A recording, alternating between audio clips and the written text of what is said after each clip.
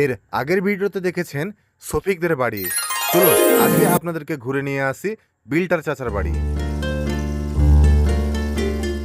হাসির রাজা গোপাল ভাঁড়ের নাম তো শুনেছেন, তাই আপনাদেরকে আজকে দেখাতে নিয়ে চলে যাচ্ছি হাসির দাদা বিল্টার চাচার বাড়ি। আমার সঙ্গে জার্নি করছে আমার দুটো বন্ধু এবং আপনারা। বিল্টার চাচা বাড়ি যেতে গেলে আপনাকে সর্বপ্রথম আসতে হবে বেলডাঙ্গা। তো আমরা এখন বেলডাঙ্গার দিকে যাচ্ছি।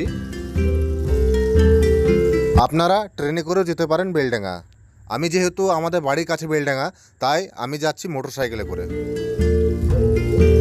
এই হচ্ছে অজয় নদী, আর ওই লাইনটা হচ্ছে কাটোয়া আজিমগঞ্জ যাওয়ার লাইন।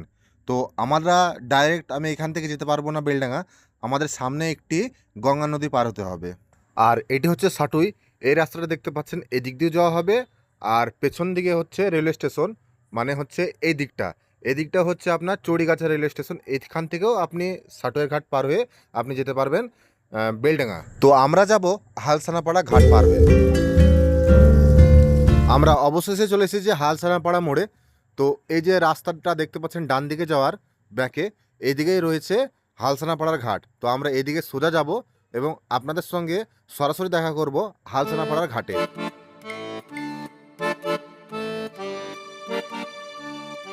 মোটরসাইকেলের মধ্যে শরীরকে ঝাঁকুনি দিয়ে পৌঁছে গেলাম হালসানাপাড়া ঘাটে এবং ওই পারে রয়েছে বেলডাঙ্গা। আলি, বিল্টার চাচার বাড়ি যাচ্ছি, তোমার কেমন লাগছে? ভালো লাগছে? কতক্ষণ পৌঁছাবো কিছু আইডিয়া আছে তোমার? লজ্জা পাচ্ছে আলি গো। বন্ধু, বিল্টার চাচার বাড়ি যাচ্ছি, কেমন লাগছে বলো? ভালো? হ্যাঁ, জায়গাটা কেমন লাগছে হালসানাপাড়ার ঘাটটা? তাই তো মনে হচ্ছে গো। মাশাআল্লাহ, অনেক সুন্দর লাগছে। রামধনু গো, ওই দেখো। আলি পানি পড়ছে তাই টেনশন লেগে গেছে। তো চিন্তা করো না আলি, পৌঁছে যাব ঠিক। আকাশে মেঘ লেগে আছে, আমার শুধু চিন্তা হচ্ছে যে যদি হুট করে পানি চলে আসে তাহলে তো মধ্যেখানেই ভিজে যাব, কি যে হবে।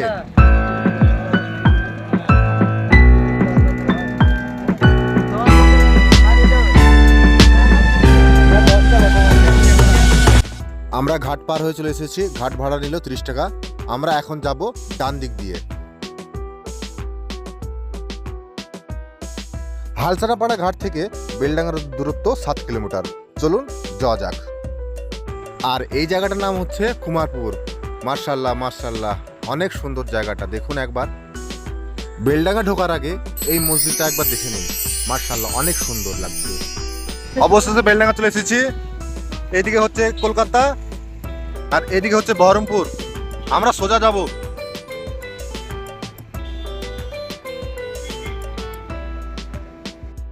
আপনার যদি কোনো সময় বেলডাঙ্গা এসে সিনেমা হল দেখতে ইচ্ছা করে তাহলে আপনি চলে যাবেন এই সোজা, আর ডান দিকে চলে যাবে বিল্টার চাচার বাড়ি কাপাসডাঙ্গা। আমরা অবশেষে চলে এসেছি কাপাসডাঙ্গা। আর আপনি যদি সোজা যান তাহলে আপনি যাবেন আমতলা পাটকা বাড়ি, যেখানে রয়েছে শফিকদের বাড়ি। আর আমরা যাব ডান দিকে, মানে বিল্টার চাচার বাড়ি। তো এই দেখেন, আমরা রাস্তায় উঠে পড়েছি বিল্টার চাচার বাড়ি। বেলডাঙ্গা এসে আপনার একটা জিনিস খুবই ভালো লাগবে। এখানে দেখবেন চারি সাইডে রয়েছে সুন্দর সুন্দর মসজিদ, দেখার মতন মসজিদ, বড় বড় মসজিদ। মার্শাল্লাহ, আল্লাহর ঘর খুবই সুন্দর হয়, সেটা বেলডাঙ্গা এসে বুঝতে পারবেন। দীর্ঘ 35 কিলোমিটার জার্নি করার পর আমরা পৌঁছে গেলাম কাপাসডাঙ্গা বিল্টার চাচার বাড়ি। আর এই সাদা বাড়িটা হচ্ছে বিল্টার চাচার বাড়ি। চলুন দেখি, ভেতরে যাই এবং বিল্টার চাচা আছে নাকি দেখি। যদি দেখা পায় তাহলে খুবই ভালো হয়। চলুন ভিতরে যাওয়া যাক। বিল্টার চাচা নেই বাড়িতে, তো শুটিং করতে গিয়েছে। কপালটাই খারাপ, অনেক দূর থেকে এলাম তাও দেখতে পেলাম না। সৌভাগ্যবশত ইমদাদুল ছিল, তো ওর সঙ্গে কিছু সময় কাটিয়ে ওর সঙ্গে কিছু ছবি তুলেছি, আপনারা সেটা দেখে নিন।